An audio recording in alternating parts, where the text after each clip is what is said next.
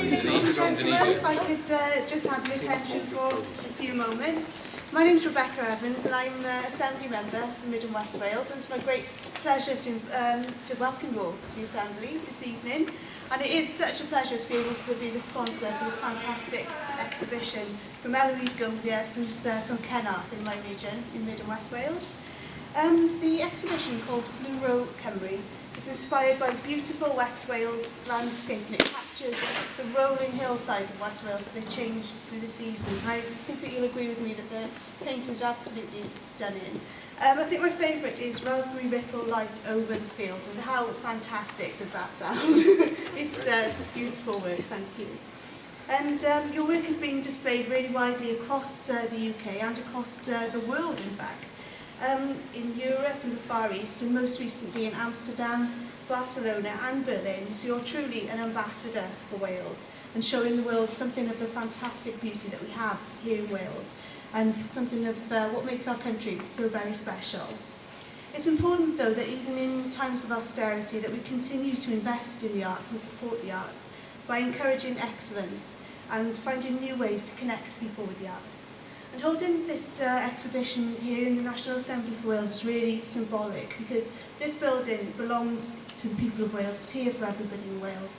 And I'm delighted that the Welsh Government believes that art is for everybody in Wales. In Wales, we're working really hard to open up the arts to people of all communities, and using the inspiring and challenging power of art to help us achieve some of our aims, such as tackling child poverty and bringing communities together.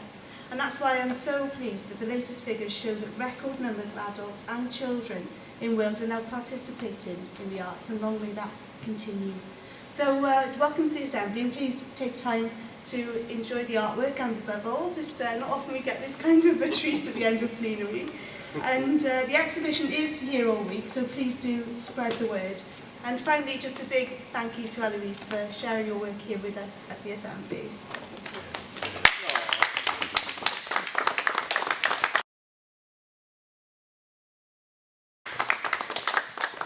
Diolch, Rebecca. Thank you very much. I'm very honoured to be here. It was unexpected. I got to know Eloise over the last 2 or 3 years, and she and my wife and partner, Nancy Levin, have been very fortunate to discover some of one of Wales's most distinctive and inspiring portraitors of the countryside. And I fell in love with her art the first time I saw it on the walls. It is expressive, it is passionate, it is different, and it is invariably enjoyable. Now, having lived, as I'm very fortunate, with the art in her house for several weeks at a time, it also never bores you. Some art bores you, some art doesn't, and Eloise, your art never bores, and that is probably the greatest compliment you can give. Picasso said that my art should never bore, and yours never does.